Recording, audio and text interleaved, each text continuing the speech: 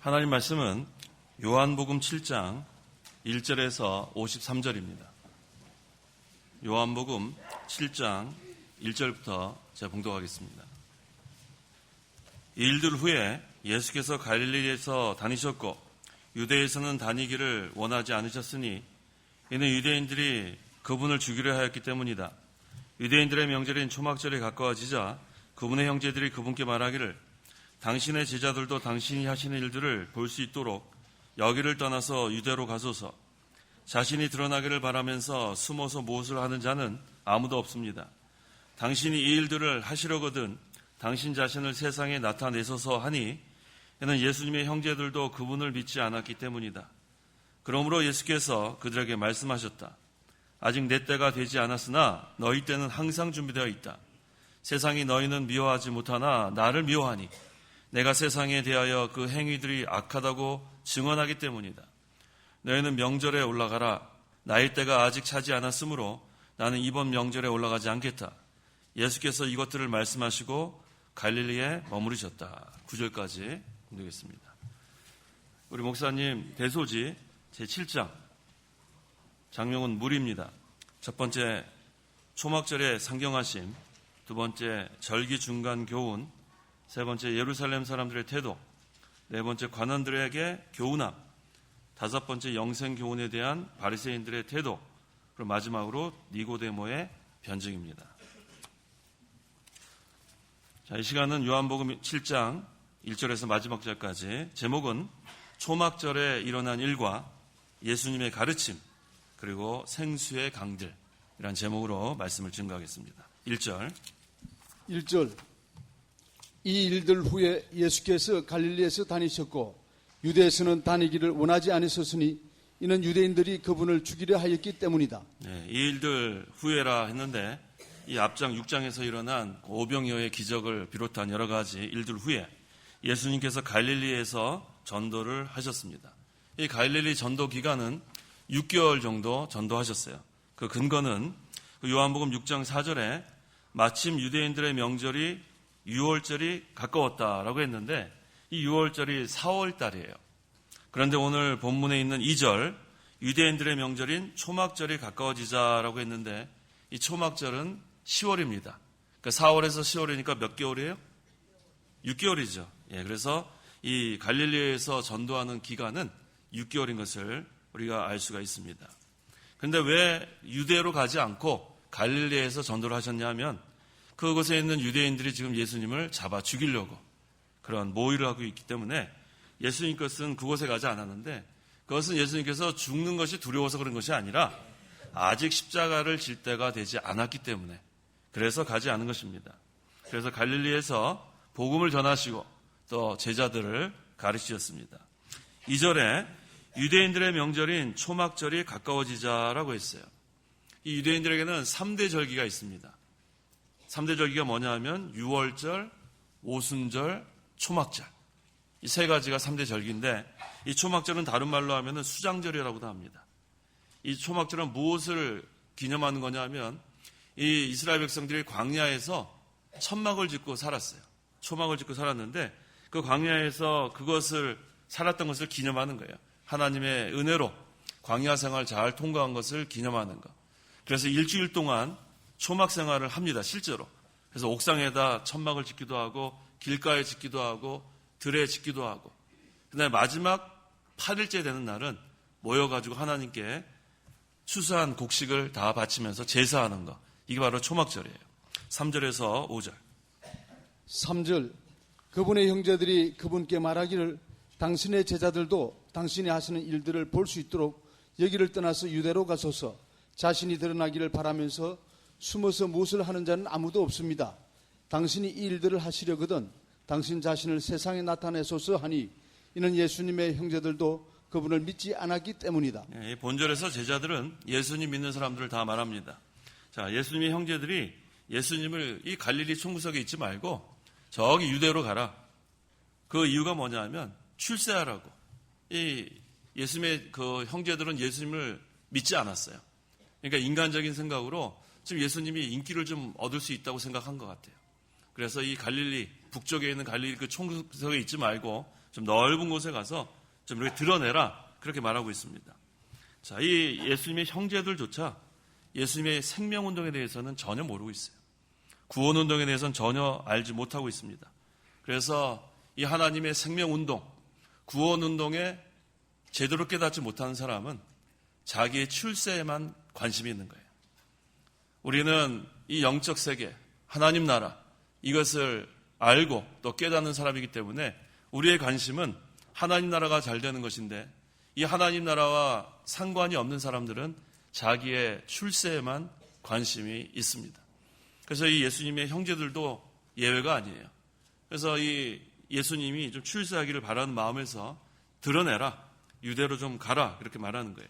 그때 6절에 그러므로 예수께서 그들에게 말씀하셨다. 아직 내 때가 되지 않았으나 너희 때는 항상 준비되어 있다. 내 때는 어떤 때냐면 예수님께서 십자가에서 죽으심으로 구속을 이루실 때를 말하는 거예요. 그래서 이 때는 하나님이 정하신 때입니다. 아직 하나님께서 정하신, 예정하신 그 때가 되지 않은 것을 예수님이 알고 있었기 때문에 예수님은 지금 가지 않고 6개월 동안 갈릴리에서 머물고 계신 거예요. 그래서 우리가 모든 것을 계획할 때 하나님의 때를 항상 생각해야 돼요. 하나님의 때, 하나님이 예정하신 것은 하나님이 정하신 때에 반드시 이루어지는 거예요. 그래서 우리 기도할 때도 조급해하지 마세요. 하나님이 정하신 때가 되면 이루어지게 돼 있는데 우리가 자꾸 조급한 마음으로 이렇게 하면 조바심만 나는 거예요. 그래서 우리의 신앙생활은 하나님의 때에 이루어진다는 그 믿음. 그래서 제가 첫째 날 신본주의가 뭐라고 했죠? 신본주의? 네, 다 잊어버려야 된다니까요. 다 잊어버려야 돼요. 다시 한번 제가 설명하면 돼요. 하나님의 때에 하나님의 방법대로 이루어지는 것을 믿는 것. 이게 신본주의예요. 다시 한번 해보세요. 신본주의는 하나님의 때에 하나님의 방법대로 이루어질 것을 믿는 것. 그게 신본주의예요. 하나님 정하신 때에 하나님의 방법으로 이루어질 걸 믿는 게 신본주의. 인본주의는 뭐냐? 하나님의 때가 되지 않았는데 인간의 수단과 방법으로 해보려는 게 인본주의예요. 분명히 구별이 되죠? 신본주의는 하나님이 정하신 때에 하나님의 방법대로 이루어질 것을 믿는 것. 그건 그냥 순종만 하면 되는 거예요. 말씀대로 순종만 하면 다 이루어집니다. 그런데 인본주의는 그걸 못 기다리는 거예요. 인간의 수단과 방법을 다 동원해서 해봤는데 결국은 실패하고 마는 게 인본주의예요. 그래서 우리 기독교는 신본주의예요, 인본주의예요? 말로만 신본주의 하면 안 됩니다. 실제로 신본주의. 하나님께서 해줄 걸 믿고 나가는 거예요. 그게 산믿음입니다. 그게 하나님께서 원하시는 믿음이에요. 7절. 7절. 세상이 너희는 미워하지 못하나 나를 미워하니 내가 세상에 대하여 그 행위들이 악하다고 정언하기 때문이다. 세상이 예수님의 형제들은 미워하지 않죠. 예수님의 형제들은 예수님이 구준지도 몰라요. 그러니까 미워할 리가 없어요. 누구를 미워하냐면 예수님을 미워합니다. 예수님은 세상의 행위들을 악하다고 말씀하시는 거예요. 그래서 예수님이 잘못한 것을 보고 가만히 계시면 미움을 받지 않죠. 그러니까 우리가 침묵하면 미움받지 않아요. 이거 잘못했다 얘기 안 하면 그럼 미움받지 않아요. 근데 잘못된 것을 잘못했다고 말하면 미움을 받는 거예요. 예수님께서 그래서 미움받은 거예요. 예수님의 그 형제들은 잘못된 거 모르는 거예요. 그러니까 가만히 있으니까 너희는 미움받지 않지만 나를 미워하니 내가 세상에 대하여 그 행위들이 악하다고 증언하기 때문이다. 자, 그러면 우리는 잘못된 것은 잘못됐다고 얘기해야 돼요? 안 해야 돼요? 미워 안 되니까요? 괜찮아요? 정말 괜찮아요? 그럼 그렇게 얘기하세요. 잘못된 건 잘못됐다 얘기할 수 있으면 미움 받아도 그래도 항상 의의 편에 서야 돼요. 불의를 보고 어떻게 가만히 있으면 안 돼요. 불의를 보고. 특별히 교육자는 더 잘못된 것은 잘못됐다고 말할 수 있어야 돼요. 그렇지 않으면 구약성경에 뭐라고 그랬냐면은 벙어리 개라 그랬어요. 짓지 못하는 개. 잘못한 것을 그냥 알면서도 가만히 있으면 안 돼요. 우리 예수님은 잘못한 것은 잘못됐다고 책망하셨어요. 세상의 이 악한 행위들이 악하다고 증언하니까 세상이 예수님을 미워했다고 했습니다. 8절, 9절. 8절. 너희는 명절에 올라가라. 나의 때가 아직 차지 않았으므로 나는 이번 명절에 올라가지 않겠다. 예수께서 이것들을 말씀하시고 갈릴리에 머무르셨다. 나의 때가 아직 차지 않았으므로 예수님은 항상 하나님이 예정하신 때, 그때 모든 것을 순종하는 거예요. 그래서 지금은 아직 예수님의 때가 되지 않았기 때문에 지금은 올라가지 않았다고 했습니다. 10절. 그러나 그분의 형제들이 명절에 올라간 후에 예수께서도 드러내지 않고 비밀리에 올라가셨다라고 했습니다. 형제들이 예루살렘에 올라간 후에 예수님께서 때가 되었기 때문에 이제 예루살렘에 올라가는 거예요. 항상 예수님은 하나님이 정하신 때에 모든 것을 순종했습니다. 그래야 하나님의 모든 작정이 이루어져요. 먼저 서두르면 안 돼요. 그럼 반드시 실패합니다. 인간이 정한 시간, 인간이 정한 수단과 방법을 사용하면 반드시 실패합니다. 그게 인본주의예요. 하지만 하나님이 예정하신 때에 하나님의 방법대로 우리가 순종만 하면 그건 성공입니다. 그래서 예수님께서는 하나님이 정하신 때에 구속을 성취하신 것. 이게 바로 하나님의 그 작정, 예정을 다 이루신 거예요. 그래서 예수님께서 드러내지 않고 비밀리에 올라가셨다고 했는데 그것은 무서워서 그런 게 아니에요. 두려운 게 어디 있어요? 유대인들이 지금 그 구속 사업을 방해하고 죽이려고 하니까 그래서 그 구속을 이루시기 위해서 비밀리에 올라가신 겁니다. 11절에서 13절. 11절. 유대인들이 명절에 그분을 찾으면서 그가 어디에 있는가라고 말하였다. 무리들 가운데 그분에 대하여 수군거리는 소리가 많았으니 어떤 이들은 말하기를 그분은 좋은 분이요 라고 하였으나 다른 이들은 아니요 그는 무리를 미혹하고 있어 라고 말하였다. 유대인들에 대한 두려움 때문에 아무도 그분에 대하여 드러내놓고 말하지는 아니하였다. 유대인들은 예수님을 반대하는 사람들이에요.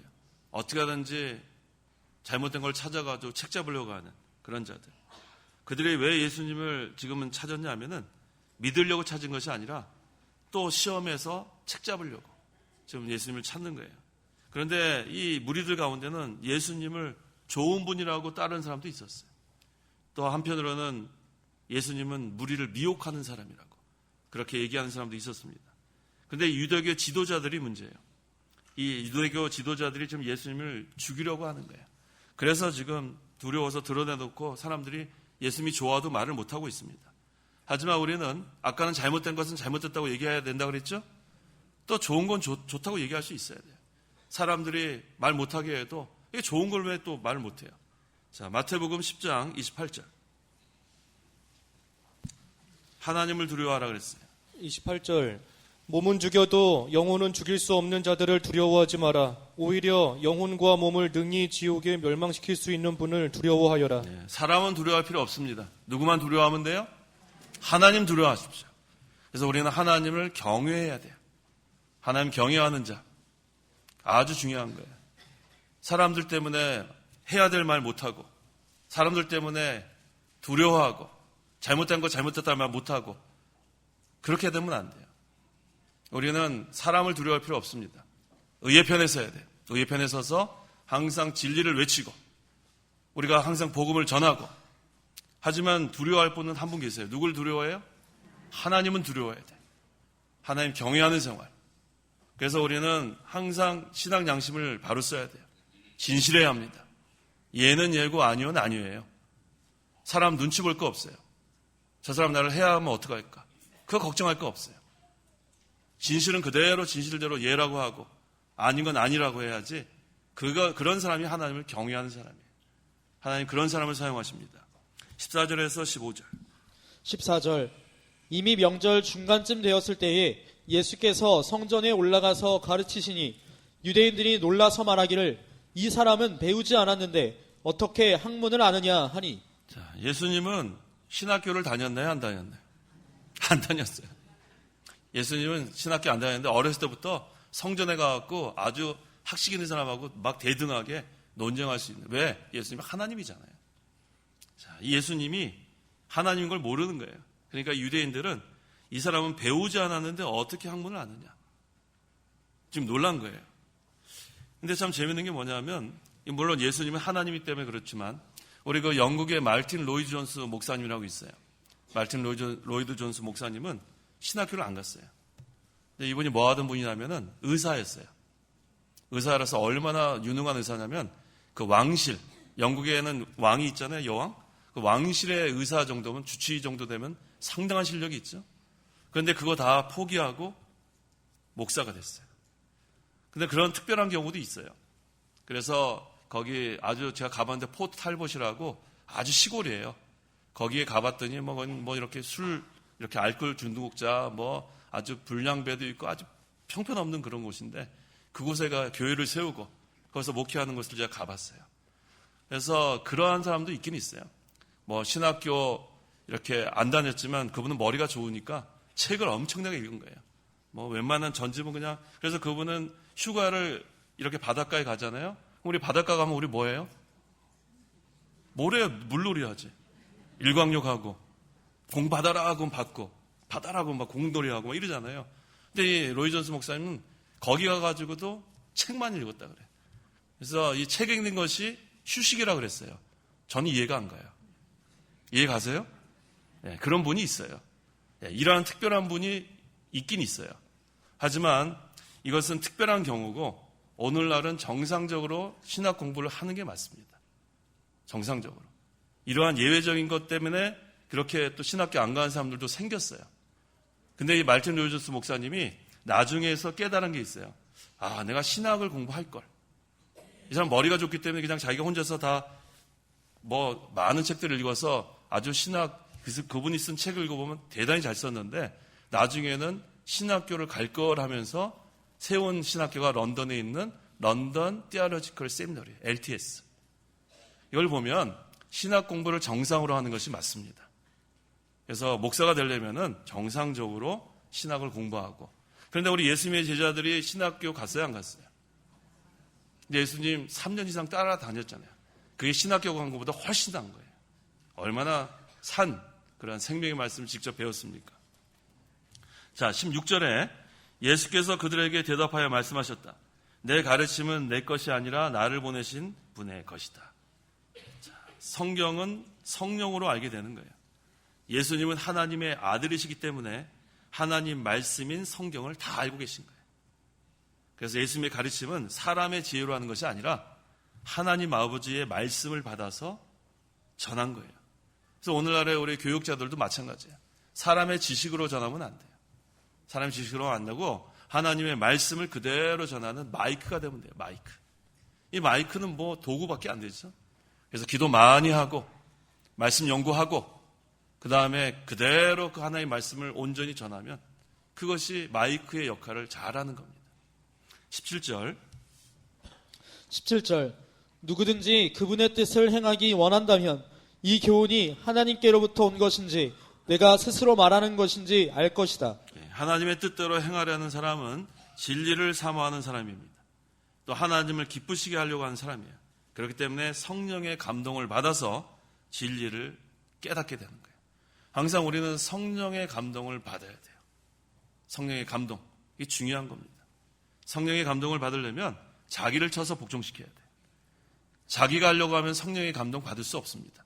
성령 충만한 것은 온전히 맡기는 거예요. 성령의 인도에 맡기는 거예요.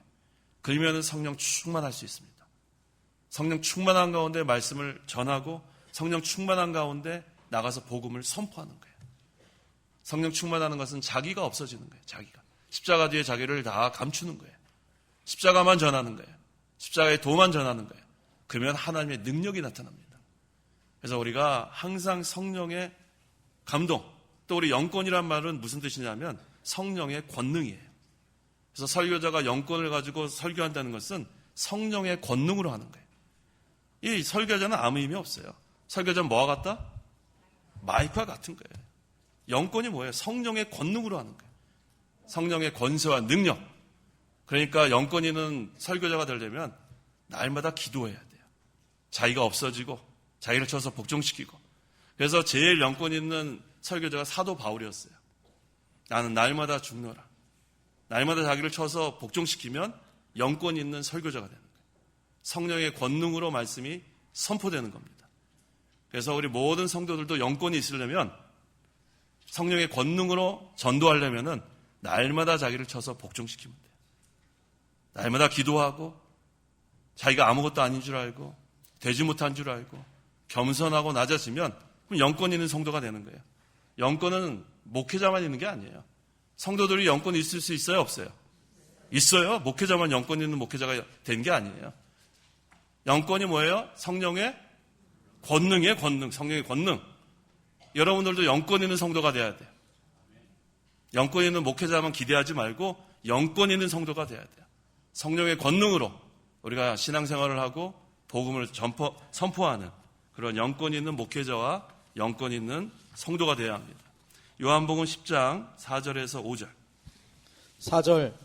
그가 자기 양들을 모두 불러낸 후에 양들 앞서가면 양들은 그의 음성을 알기 때문에 그를 따르나 타인의 음성은 알지 못하기 때문에 양들은 결코 타인을 따라가지 않고 오히려 그에게서 도망간다. 네, 양들은 바로 우리들이에요.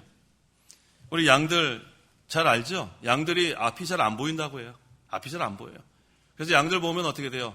자기 양 엉덩이만 쳐다보고 따라가죠? 왜 그러냐면 보이는 게 그거밖에 못 봐요. 멀리 못 봐요. 그러니까 자기 앞에 있는 양들만 딱 따라가는데 앞에 있는 양이 잠깐 없어지면 그다음엔 길을 잃어요. 그게 어리석은 양입니다. 하지만 양은 청력이 엄청나게 발달되어 있어요. 그래서 멀리서도 목자의 음성을 들을 수 있습니다. 그게 양이에요. 양은 앞을 볼 수가 없지만 청력은 발달되어 있어요. 자, 우리도 양 같은 그러한 존재라면 한치 앞을 우리가 볼 수 있어요, 없어요? 못 봐요. 한치 앞을 못 봅니다. 무슨 일이 일어날지 우리는 알 수가 없어요. 하지만 귀를 기울여야 돼요. 어디에 귀를 기울여야 돼요? 목자의 음성. 목자의 음성에 귀를 기울여야 돼요. 근데 때로는 이 목자의 음성이 세미하게 들릴 때가 있어요. 세미하게. 그러니까 양들이 복잡하면 길을 잃습니다. 양들은 복잡하면 길을 잃어버려요. 늘 귀가 쫑긋. 누구의 음성이요? 목자의 음성을 들어야 돼요. 목자의 음성. 그래서 고요한 가운데 들리는, 은밀한 가운데 들리는 목자의 음성을 들을 수 있어야 돼요. 그러면 어떻게 돼요? 은밀한 곳에 들어가서 문을 닫고 기도하면 그 목자의 세미한 음성을 우리가 들을 수 있습니다. 복잡한 데서는 들을 수 없어요. 복잡한 데서. 내가 너를 사랑한다. 이게 복잡하고 막 떠든 데서 들리지 않아요. 하지만 기도하는 가운데 울컥할 때가 있어요. 세미한 음성. 막 깨달아지는 거예요. 하나님의 은혜가 너무 감사해서. 어쨌든 막 엉엉 울잖아요. 막 혼자 기도하다가. 너무 감사해. 막 북받아 져가지고. 세미한 음성을 듣는 성도가 돼야 돼요. 우리는 양 같은 존재예요. 한치 앞을 볼 수 없지만 항상 목자의 음성을 사모하고 목자의 음성을 우리가 듣고 나가면 상당한 은혜를 받을 수 있습니다. 18절. 18절. 스스로 말하는 자는 자신의 영광을 구하나 자기를 보내신 분의 영광을 구하는 자는 진실하며 그 속에 불의가 없다. 스스로 말하는 자는 자신의 영광을 구하는 자지만 하나님께 보내심을 받아 하나님께 영광을 구하는 자는 자신을 위하지 않고 하나님을 위합니다. 그럼 하나님이 시키는 대로만 하는 거예요. 하나님 시키는 대로. 그래서 우리는 저보다 하나님의 종이죠? 하나님의 종이에요, 아니에요? 하나님의 종은 걱정할 게 있어요, 없어요? 뭐만 하면 돼요? 시키는 대로만 하면 돼요, 시키는 대로. 어차피 주인이 다 책임져 줘요. 먹을 것도 우리는 걱정할 게 하나도 없어요. 먹을 거 다 줍니다. 시키는 대로만 하면 먹을 거 다 줘요. 근데 뭘 시키느냐? 하나님의 나라와 하나님의 의만 구하라는 거예요. 이게 종이 할 일이에요. 너희는 먼저 그의 나라와 그의 의를 구하라. 그럼 주인이 뭐 책임진다 그랬어요? 먹을 것, 입을 것, 살 것 다 책임져 준다 그랬어요. 그게 하나님의 종이에요. 우리는 하나님의 나라와 하나님의 의만 구하면 그 다음에는 하나님이 다 책임져 줄 걸 믿고 나갔어요. 자, 그럼 자녀들은 책임져 줄까요? 안 책임질까요? 책임져 주는 거 확실해요? 한번 봅시다. 시편 112편. 하나님을 경외하는 자의 자녀들은 어떻게 되나 보겠습니다. 112편 1절부터 좀 읽어보세요. 1절. 할렐루야 여호와를 경외하며 그분의 명령들을 크게 절구하는 사람은 복이 있다. 그 후손이 땅에서 강성하며 정직한 사람들의 자손이 복을 받을 것이다. 예, 자녀들 걱정할 게 있어요, 없어요? 없어요. 여호와를 경외하는 자의 자녀들은 또 하나님의 말씀을 즐거워하는 사람들의 자녀들은 걱정할 게 없어요. 어떤 복이 있는가? 그 후손이 땅에서 강성하며 정직한 사람들의 자손이 복을 받을 것이다. 그래서 우리는 한 가지만 물려주면 돼요. 여호와 경외하는 법만 물려주면 그 자손들이 강성해집니다. 그 자손들이 복을 받게 돼 있어요. 의인의 자녀들은 걸식함을 보지 않는다 그랬어요. 그래서 우리는 자녀들도 걱정하지 마세요. 저 어저께 자녀들에게 두 가지만 매일 점검하라 그랬죠. 뭐만 점검하라고요? 기도했느냐? 그 다음에 성경 말씀을 읽었느냐? 물어봤어요? 대답해 보세요. 자녀들한테 물어보셨어요? 오늘 끝난 다음에 꼭 물어보세요. 네, 기도했느냐? 성경 읽었느냐? 안 했다 그러면 어떻게 해야 돼요? 하라고 해야죠. 하라고 그래야죠. 그 두 가지를 자꾸 점검하세요. 다른 거 자꾸 하지 마. 밥 먹었냐? 물어보지 마세요. 밥 먹었어요. 밥 먹었다고.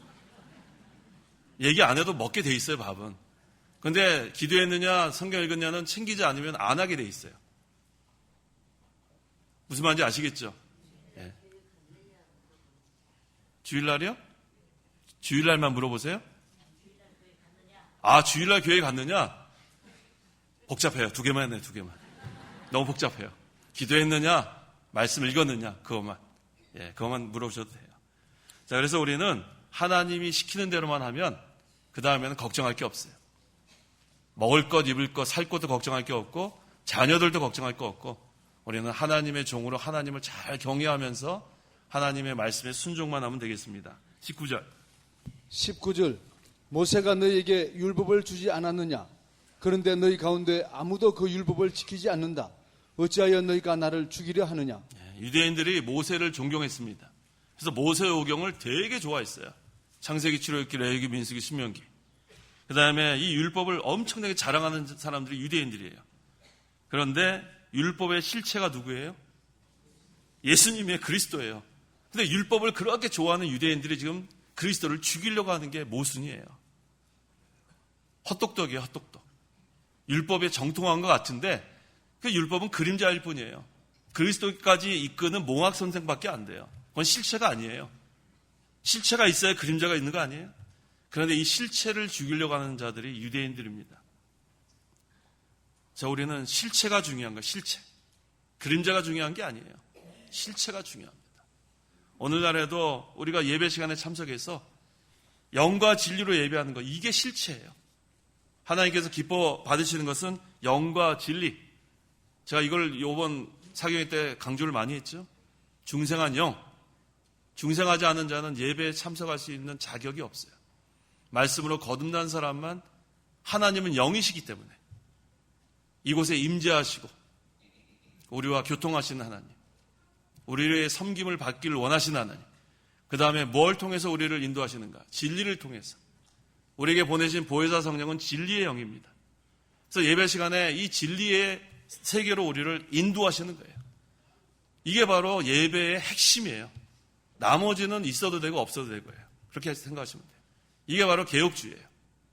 그래서 이 개혁주의, 오늘날 이 개혁주의가 점점 세워져 나가야 되겠는데, 개혁주의는 복잡하지 않습니다. 복음주의가 복잡해요. 복음주의. 개혁주의는 말씀 중심이에요. 이 개혁주의가 16세기 종교개혁이 일어났잖아요. 그때부터 우리가 개혁주의 하는 거예요. 왜? 개혁주의의 모토가 뭐냐면 오직 성경이에요. 오직 성경. 성경으로 돌아가자가 개혁주의예요. 성경이 바로 뭐예요? 하나님의 말씀이에요. 그래서 개혁주의 교회는 말씀으로 승부 거는 거예요. 다른 거 없어요. 그다음에 찬송도 우리 지금 요번에 제가 소개해드린 시편 찬송. 개혁주의에서는 시편 찬송이에요. 그래서 우리 창강교회도 작년부터 한 이유가 뭐냐면 그동안은 이 시편 찬송이 그 한글로 번역이 되지 못했기 때문에 기다렸어요. 그런데 이 시편 찬송이 1편부터 150편까지 완전히 다 번역이 됐어요. 그래서 제가 거기 출간한 데 가서 제가 축사도 했어요. 참 하나님 은혜가 감사하다. 제가 영국에 있을 때 그 개혁주의 시편 찬송가하는 게 그렇게 부러웠어요. 얼마나 부러운지 몰라요. 이 시편 찬송이 왜 좋냐면은 이 멜로디는 이렇게 경건한 자들이 이렇게 만들어 놨지만 가사 자체가 성경 말씀이에요. 얼마나 좋은지 몰라요. 어쩔 때는 이 시편 찬송하다가 막 눈물이 날 것 같아요. 그 가사의 은혜를 받았어요. 이 찬송, 일반 찬송과 다른 점이 그거예요. 일반 찬송가는 사람들이 지은 거 아니에요? 자기가 깨달은 거. 근데 시편 찬송가는 가사 자체가 성경 말씀이에요. 그래서 개혁교회는 시편 찬송가로 찬송하고 하나님 말씀. 그 외에는 없어요. 제가 여러 군데 다 가봤어요. 개혁교회를 세우기 위해서 제가 다 탐방해 봤는데 다른 거 없습니다. 그래서 제가 지난번에도 말씀드린 것처럼 스펄전 목사님이 세운 그 메트로폴리탄 태버너컬, 그 영국 런던에 있는 교회도 일부러 가봤어요. 한 400명 정도 모이는데 거기 갔더니 이 창강교회랑 비슷해요. 색깔도. 깜짝 놀랐어요. 거기 뭐 아무것도 없더라고요. 뭐 아무것도 없어요. 그다음 그 피터 메스터스 그 목사님이 혼자서 다 우리 이 목사님 하시는 거랑 똑같더라고요. 혼자서 다 하시는 거예요. 이제 한 가지 다른 거는 대표 기도만 우리는 장로님들이 하시는데 거기 있는 피터 메스터스 목사님이 다 하더라고요. 그게 다예요. 찬송하고 말씀 전하고 그다음에 광고하고 축도하고 끝이에요. 이게 개혁교회예요. 복잡한 것은 복음주의의 영향을 받은 교회가 복잡해요. 찬양이 왜 이렇게 길어요? 찬양. 뭐 순서가 너무 많은 거예요. 복음주의는 어디서 태동됐냐 하면 18세기에 경건주의가 너무나 조용하니까 너무나 조는 것 같은 거예요. 너무 잠자는 것 같은 거예요. 그래서 이 경건주의 이게 문제가 있다. 파이어티즘이 문제가 있다. 그래서 이벤저리컬리즘이 생긴 거예요. 그러다 보니까 어떻게 돼요? 찬양이 많아지고 순서가 많아지고 사람들을 깨워야 되니까. 그래서 여러분들 아는 그 복음성가도 사실은 전도를 위한 그러한 노래입니다. 그래서 이 복음성가 미국에서 보면은 여러 가지 그 흑인 연가도 들어가고 컨트리송도 들어가고 기타 치면서 사람들 야외 나가서 전도할 때 하는 게 복음성가예요. 그건 예배당에 들어와서 부르는 게 아니에요. 그러니까 모르니까 지금 복음성가 자꾸 사람들 잘 몰라서 그러는데 복음성가는 전도용입니다. 전도용. 예배용이 아니에요. 그랬다고 또 예배 전에 복음성가 좀 사람들을 뭐 하고 그것도 잘못된 거예요. 왜 예배 전에 복음성가를 해요? 예배 전 찬송도 찬송을 해야지. 우리가 그걸 잘 알아야 돼요. 이 복음주의 영향이 너무나 많이 지금 퍼져 있기 때문에 분별을 잘 못하는 것 같아요. 저는 미국이나 영국에서 개혁주의 교회들을 봐왔기 때문에 너무나 안타까워요. 개혁교회는 성경으로 돌아가서 말씀으로 은혜를 받는 거예요. 살리는 것은 뭐라고 했어요? 영이니 육은 무익하다고 했습니다. 말씀이 살아있는 교회가 돼야 돼요. 말씀이 살아있는 교회. 중생한 영혼은 말씀으로 거듭났기 때문에 이 말씀이 선포될 때 그 영이 만족함을 얻는 거예요. 찬양 많이 들어가고 만족함 얻는 게 아닙니다. 악기 연주해가지고 듣고서 만족하는 게 아니란 말이에요. 말씀으로 양육을 받아야 되는 거예요. 이 본질이 자꾸만 변질이 되고 있어요. 우리는 개혁주의를 세워나가야 돼요. 하나님의 말씀으로. 그리고 우리는 시편 찬송가 많이 해야 됩니다. 에베소서 5장. 에베소서 5장 19절. 19절 시와 찬미와 영적인 노래들로 서로 화답하고 너희 마음으로 주께 노래하고 찬송하며. 예, 여기서 시는 시편을 말하는 거예요. 이게 바로 개혁교회가 이렇게 하고 있어요. 무분별하게 복음주의가 들어와서 지금 예배당 안에 복음성가가 울려 퍼지고 있는데 그거 하는 거 아니에요. 복음성가는 전도하기 위해서 과도기적인 그러한 기간 동안에 많이 불려졌는데 이게 어느 순간에 예배 시간에 들어오고 있어요. 너무 안타까워요. 우리는 이 역사를 봐야 돼요. 그래서 항상 우리가 말씀 중심적인 교회, 하나님께서 진리 가운데 인도하는 교회, 그래야 내적 생명의 열매가 맺힙니다. 살리는 것은 영이라고 했어요. 말씀이 역사하고 또 성령이 역사하는 그러한 예배 시간, 하나님께서는 그것을 원하십니다. 20절. 20절 무리가 대답하기를 당신은 악령이 들렸소 누가 당신을 죽이려 한다는 말이오 하니. 잘 모르니까 지금 예수님을 뭐라고 하냐면 악령이 들렸어 그랬어요. 악령이 들렸어. 누가 당신을 죽이려 한다는 말이에요. 많은 무리들이 종교 지도자들이 예수님을 죽이려 한다는 것을 몰랐어요. 그래서 예수님께서 어찌하여 너희가 나를 죽이려 하느냐 하실 때 당신은 악령이 들렸어. 이 지도자들이 죽이려고 하는 걸 모르기 때문에 이와 같이 얘기하고 있습니다. 21절. 21절 예수께서 그들에게 대답하여 말씀하셨다. 내가 한 가지 일을 행하였는데 너희가 모두 이상히 여기고 있다. 내가 한 가지 일을 행하였는데 라고 했습니다. 이게 무슨 일이냐면 안식일에 38년 된 병자를 예수님께서 고쳐주셨어요. 그 다음에 하나님을 아버지라고 불렀어요.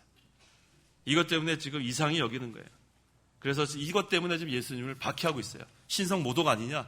어떻게 지금 인간 요셉 그 목수의 아들이 하나님의 아버지라 부르느냐? 신성 모독이다. 지금 그렇게 알고서 예수님을 박해하고 있는 것을 우리가 알면 되겠습니다. 22절. 22절. 이 때문에 모세가 너희에게 할례를 주었으니 사실 할례는 모세에게서 난 것이 아니라 조상들에게서 난 것이다. 그러므로 너희가 안식일에도 사람에게 할례를 베푼다. 예, 모세의경에 할례를 명했지만 그 할례는 하나님께서 아브라함을 통해서 이미 준 거예요. 율법 주기 전에 이미 아브라함한테 할례하라고 하지 않았어요? 그래서 율법을 받기 전에 아브라함 때부터 시작했습니다. 그래서 그 안식일에도 할례를 거행했어요. 23절. 23절. 모세의 율법을 범하지 않으려고 사람이 안식일에도 할례를 받거든 내가 안식일에 사람의 온 몸을 온전케 한 것 때문에 너희가 나에게 노여워하느냐. 예, 모세의 율법에 기록한 실제적으로는 아브라함 때부터 시작한 거예요. 그 할례의 법을 범하지 않으려고 안식일에도 할례를 받는다면, 자, 그래서 이 할례의 법 범하지 않기 위해서는 안식일에도 할례를 막 행했어요. 그런데 예수님께서 안식일에 38년 된 병자를 고친 거 가지고 왜 너희들은 죄를 졌다고 하느냐? 예수님께서 반박하시는 거예요. 오늘날에도 주일날 응급환자, 응급실 가야 된다고 말씀드리지 않았어요? 그건 생명을 살리는 일에는 주일에도 해야 합니다. 주일날 뭐 사고 파는 거, 일하는 거 이런 거 하지 말아야 되지만 생명을 살리는 일, 급하게 병원에 갈 일, 그거 가도 된다는 거예요. 그 다음에 24절. 24절. 외모로 판단하지 말고 공의로운 판단으로 판단하여라. 예, 안식일은 사람의 영적 생명을 살리는 날이에요. 그래서 이 안식일은 영적인 안식일이 해야 돼요. 자, 우리가 이제 이 세상 떠나면 어디 가서 영원한 안식을 누려요? 하늘나라. 근데 그 안식을 미리 맛보는 날이에요. 맛봐야 돼요. 얼마나 좋은 날이에요. 이 안식일, 오늘날은 주일입니다. 왜 토요일이 아니고 주일, 일요일로 바뀌었어요? 성부께서 사도 요한에게 계시하신 날이 주일이에요. 그 다음에 성자 그리스도께서 부활하신 날이 주일이에요. 그 다음에 성령께서 강림하신 날이 주일이에요. 제가 아까 말씀드린 것처럼 실체가 중요한 거예요. 그림자가 중요한 게 아니고. 토요일 날은 이제 그림자가 되고 말았어요. 실체가 바로 주일입니다. 그래서 영어로 롤즈 데이 그래요. 롤즈 데이. 주님의 날. 그래서 우리 믿는 사람들은 일요일 해야 돼요? 주일 해야 돼요? 근데 일요일 가끔 나오죠? 안 나와요? 대단하네요. 네. 나 일요일에 교회가 그런 사람들이 많이 있어요. 그렇게 얘기하지 말고 나 주일에 교회가가 맞아요. 주일에 교회가. 주님의 날날 교회 간다. 이게 맞는 얘기예요. 그래서 이 주일은 영적 안식을 누리는 날이에요. 영적 안식. 그래서 주일은 다른 거 하면 안 돼요. 아이들은 공부하면 안 되고 어른들 일하면 안 되고 이날은 곤고한 심령이 새 힘을 얻는 날이에요. 하나님께서 하늘문을 여시고 우리에게 신령한 은혜와 복을 막 내려주는 날이에요. 은혜의 소낙비. 그래서 주일에 은혜를 흠뻑 받은 사람들은 일주일이 후딱 지나갑니다. 빨리 주일이 갔으면 좋겠어요. 그런데 주일날 이걸 얘기해야 되나 말해야 되나. 졸고 오전에도 졸고 오후에는 푹 자고 이건 뭐 은혜의 소낙비를 받을 시간이 없어요. 그러니까 월요일날 힘들어요. 은혜 못 받고 나면. 무슨 말인지 아시겠죠? 주일날 우리가 은혜를 많이 받아야 돼.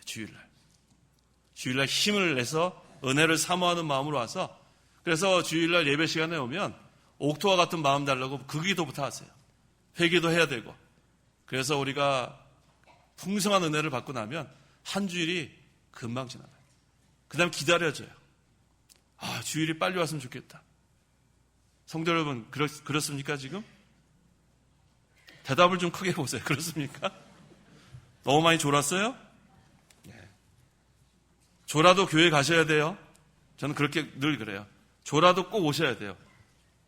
와서 조셔야지 나는 피곤해서 안 온다 그러면 안 돼요. 네. 이렇게 졸다가도 한번 딱 치면 또 깨요. 이거 보세요. 졸아도 한번 딱 치면 깨신다고.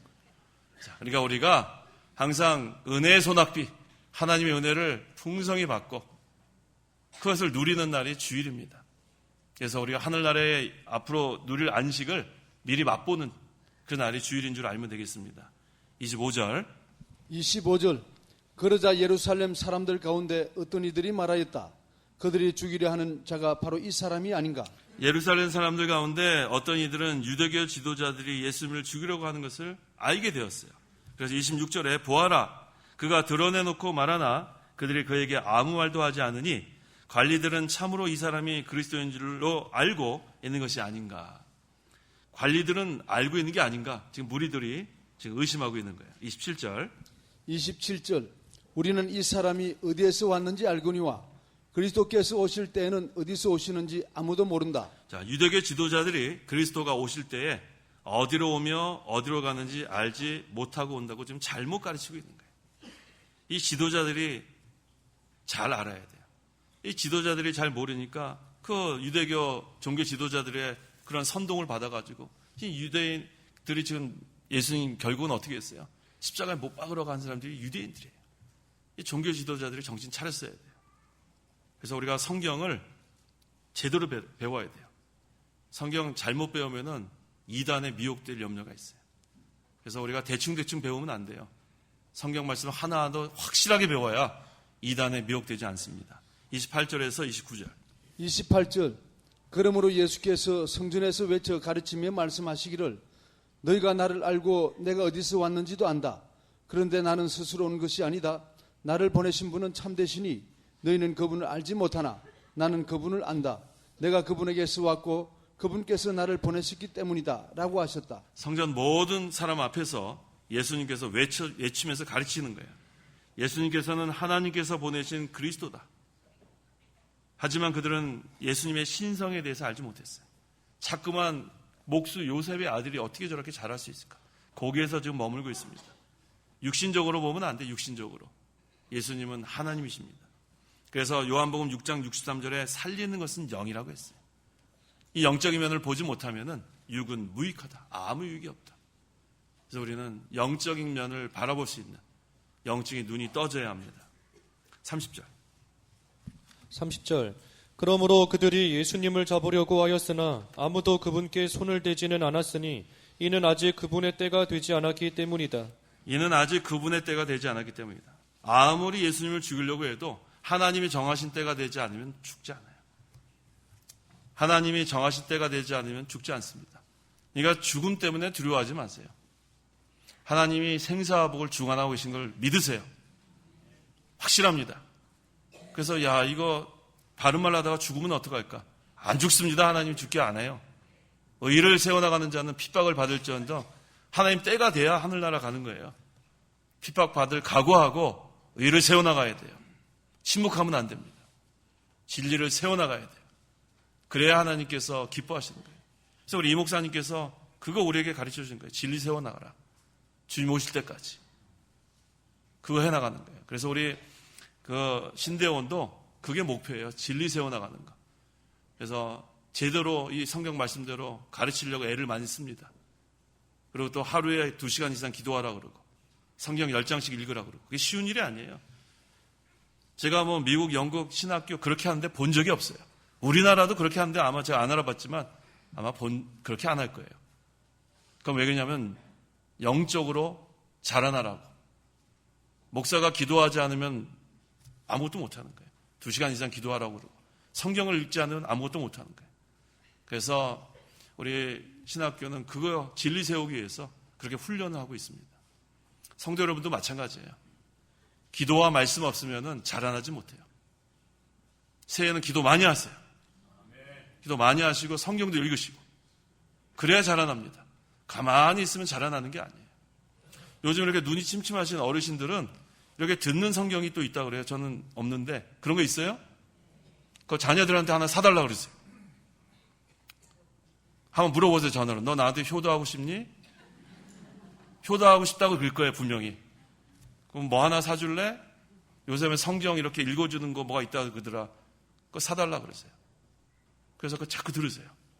그래, 성경을 자꾸 듣고 읽고 그 다음에 순종하고 그런 자가 복 있는 자입니다. 32절. 32절. 무리가 예수님에 대하여 이렇게 수군거리는 것을 바리새인들이 들었다. 그리하여 대제사장들과 바리새인들이 그분을 잡으려고 하인들을 보내니 자, 이제는 예수님 잡으려고 하인들을 보냈습니다. 33절, 34절. 33절 예수께서 말씀하셨다. 내가 아직은 잠시 동안 너희와 함께 있다가 나를 보내신 분께로 돌아갈 것이니 너희가 나를 찾을 것이나 발견하지 못할 것이며 내가 있는 곳에 너희가 올 수도 없을 것이다. 아직 때가 되지 않으면 찾을 수 없습니다. 35절, 36절. 35절 그러자 유대인들이 서로 말하기를 이 사람이 어디로 가려 하기에 우리가 자기를 찾지 못할 것이라고 하는가. 그가 헬라인들 중에 흩어져 사는 자들에게 가서 헬라인들을 가르치겠다는 것인가. 너희가 나를 찾을 것이나 발견하지 못할 것이며 내가 있는 곳에 너희가 올 수도 없을 것이다. 고한 이 말은 무슨 뜻인가? 라고 하였다. 예수님께서 십자가에서 구속을 이루시고 아버지께로 갈 것을 말씀하시는 거예요. 이것은 육신적으로 세상적으로는 이해할 수 없습니다. 예수님께서는 영적인 진리를 말씀하셨기 때문에 영적으로 깨어있지 않으면 이걸 알 수가 없어요. 그래서 그 고린도전서 2장 13절 14절 13절 우리가 그것들을 말하되 사람의 지혜로 가르친 말로 하지 않고 다만 성령께서 가르치신 말씀으로 하니 곧 영적인 것을 영적인 것으로 설명하는 것이다. 육에 속한 사람은 하나님의 영에 속한 것들을 받아들이지 않는다. 그것들이 그에게는 어리석은 것이며 이해할 수도 없으니 영적으로만 분별되기 때문이다. 중생하지 않은 사람은 이 영의 양식을 공급해도 받을 수가 없어요. 죽은 자가 어떻게 받겠어요? 그래서 예배하는 자는 하나님의 영이시니 예배하는 자는 영과 진리로 예배할지라. 거듭나야 돼요. 거듭나지 않으면 아무리 좋은 생명의 꼴을 나눠줘도 받을 수가 없습니다.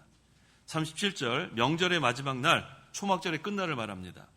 예수께서 서서 외쳐 말씀하시기를 누구든지 목마른 자는 내게로 와서 마셔라. 성도 여러분 목마르세요?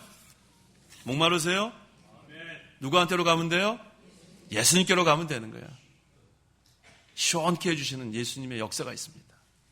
그래서 이어지는 것이 바로 생수의 강이에요. 생수의 강. 누구든지 목마른 자는 내게로 와서 마셔라. 영적으로 갈급한 심령을 말하는 거예요. 너무나 갈급했어.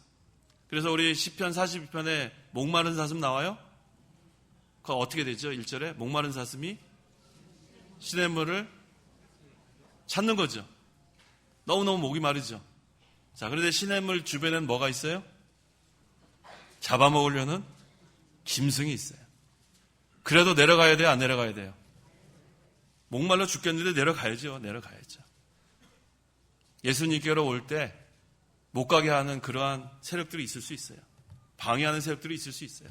그래도 가야 돼요. 그래도 뚫고 가야 돼요. 그래야 생수를 얻습니다. 우리 가족 중에서 핍박하는 사람이 있을 줄 몰라요. 우리 그 청년이나 우리 학생들 또 주일학교 학생들 보면 부모님이 그 믿지 않는 분이 있어요. 그래서 못 가게 하는 그런 가정도 있습니다, 사실. 그랬을 때 우리가 그 아이들 어떻게 해요? 가서 데려와야죠, 어떻게 해요?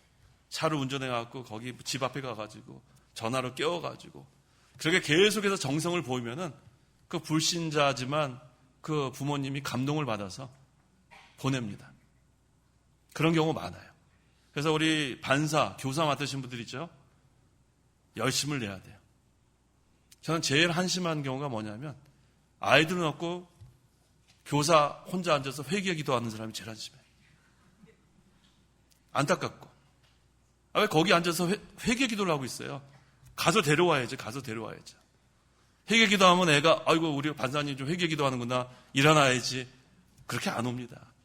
가서 데리고 와야 돼. 가서.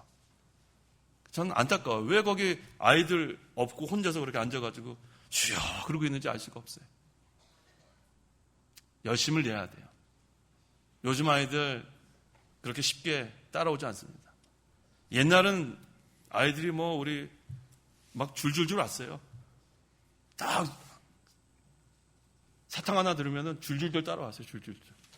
요즘은 사탕 들으면은 너나 먹어라 그러지. 너나 먹어라. 배가 불러서 그래요. 제가 그 멕시코에 있는 티화나라는 아주 가난한 지역에 선교를 간 적이 있어요.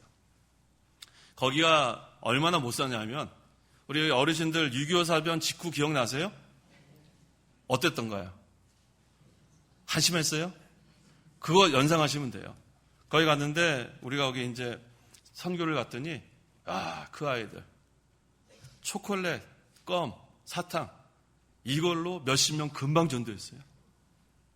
근데 오늘날 우리 초등학교 가갖고 자, 여기 껌 있다 올 것 같아요?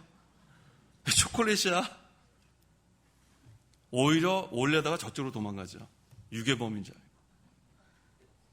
요즘은 그걸로 전도되는 거 아니에요. 그걸로 전도되는 거 아니에요.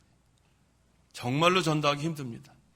정말로 기도 많이 하고 우리가 전도해야 돼요. 우리 창강교회에서도 수요일마다 초등학교, 중학교, 고등학교 매주 가서 전도하는데 잘 아이들이 전도가 되지 않아요. 시대가 그렇게 된 것 같아요. 그래서 오늘날 전도하는 거 정말 기도 많이 해야 돼요.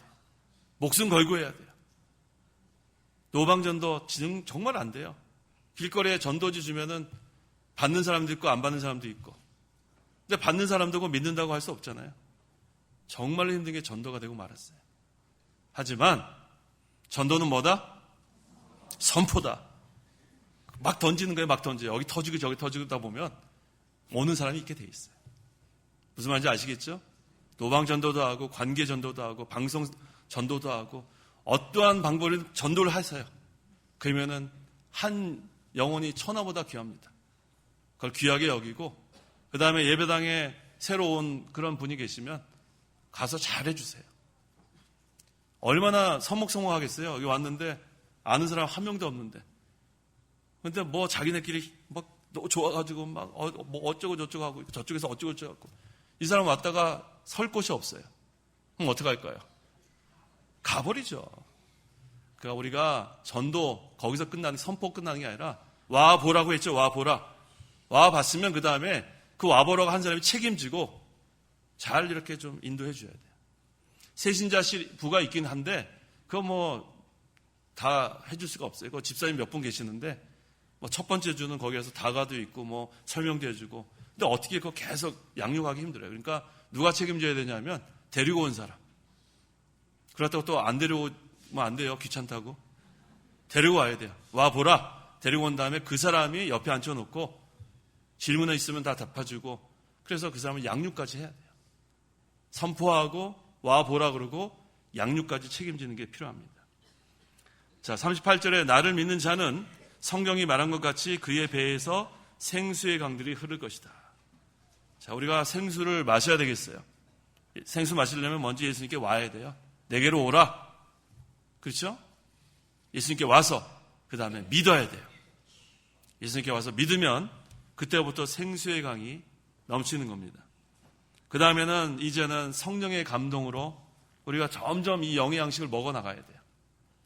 그게 계속돼야 합니다. 우리가 사는 길은 영의 양식, 하나님 말씀을 들음으로 살아가는 거예요. 다른 것으로는 우리가 살 수가 없어요. 왜? 성령께서 우리를 말씀으로 거듭나게 했기 때문에 이 말씀을 계속 공급받지 않으면 우리는 굶주리게 돼 있어요. 그래서 항상 우리는 심령이 가난한 자가 돼야 돼요. 심령이 가난한 자는 어떤 복이 있어요? 심령이 가난한 자는 복이 있나니? 그렇죠. 천국이 하나님 나라예요. 하나님 나라. 심령이 가난하잖아요? 그럼 우리 심령에 하나님 나라가 임하는 거예요. 그러면 어떻게 돼요? 의와 평강과 기쁨이 넘치는 그러한 상태로 변화가 되는 거예요. 이게 변화의 역사예요. 그런데 교만한 자는 변하지 않습니다. 마음이 완악한 자는 변하지 않습니다. 어떤 자가 변해요? 심령이 가난한 자가 변하는 거예요. 통회하고 상한 심령.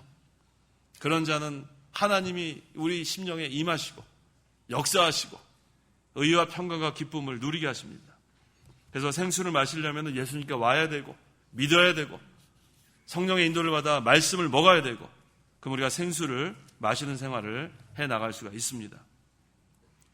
몇 절이죠? 39절. 39절.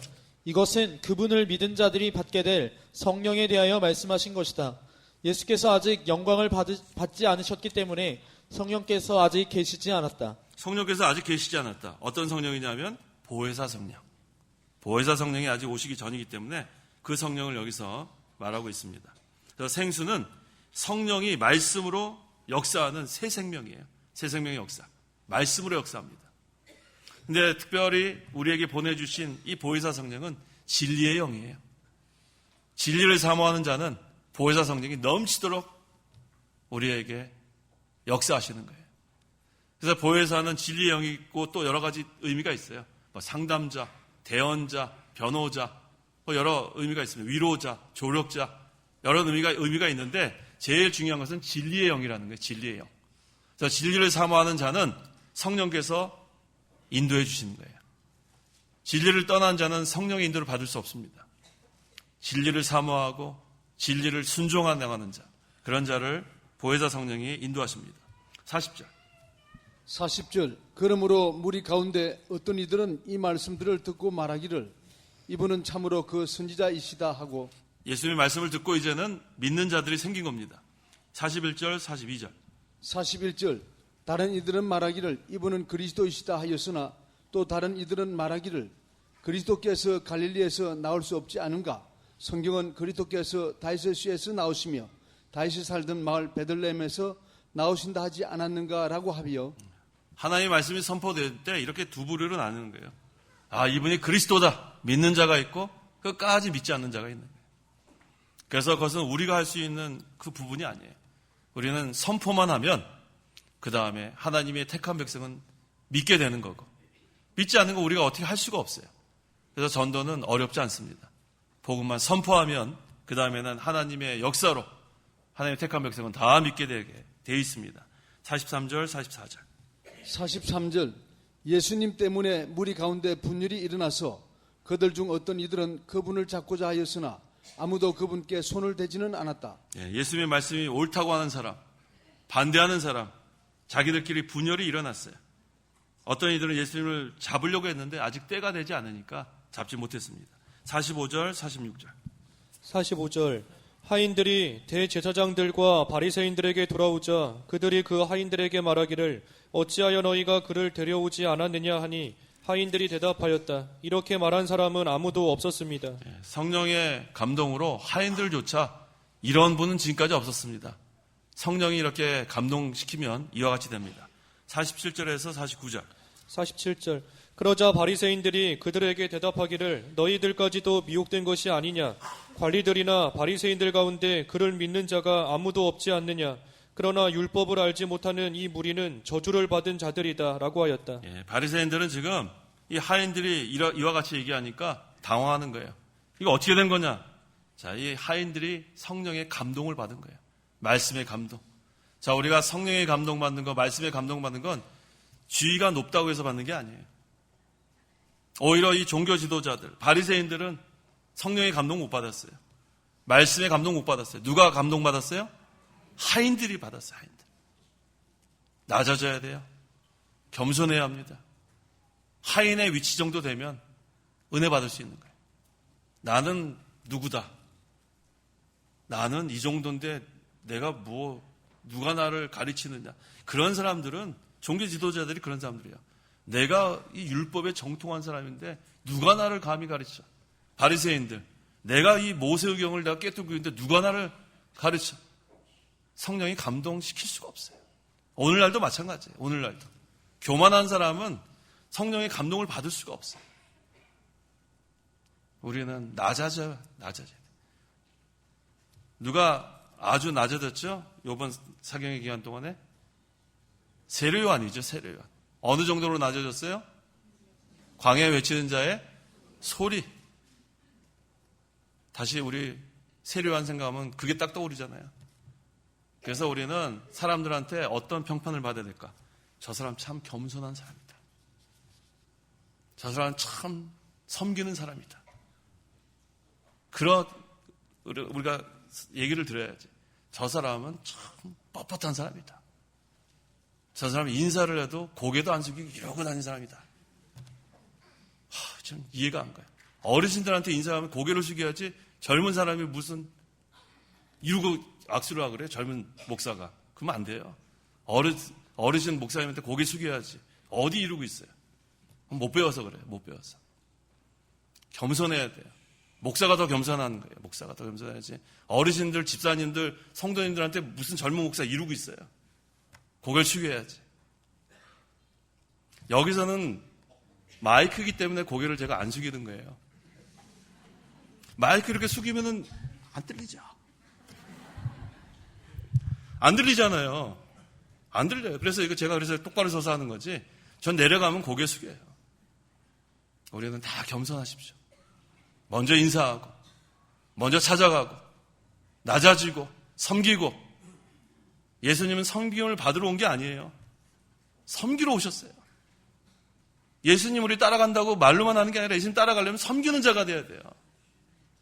서로 섬기고, 서로 위해주고, 서로 돌봐주고, 이 관계가 중요한 겁니다. 50절에서 51절. 50절 그들 가운데 한 사람으로 전에 예수님을 찾아왔던 니고데모가 그들에게 말하기를 우리 율법은 먼저 사람의 말을 듣거나 그가 무엇을 하였는지 알아보지 않고서는 사람을 판결하지 않는다. 그렇지 않느냐 하니 니고데모가 여기 나옵니다. 니고데모는 바리새인들이 예수님을 반대하고 그의 전하는 진리를 반대하는 것을 마땅치 않게 생각해서 이제 말하는 거예요. 우리 율법은 사람의 말을 듣고 행한 것을 알기 전에 판결하느냐. 이 바리새인들이 예수님의 말을 들어보지도 않고 그냥 행한 것도 알아보지도 않고 그냥 예수님을 정죄하는 거예요.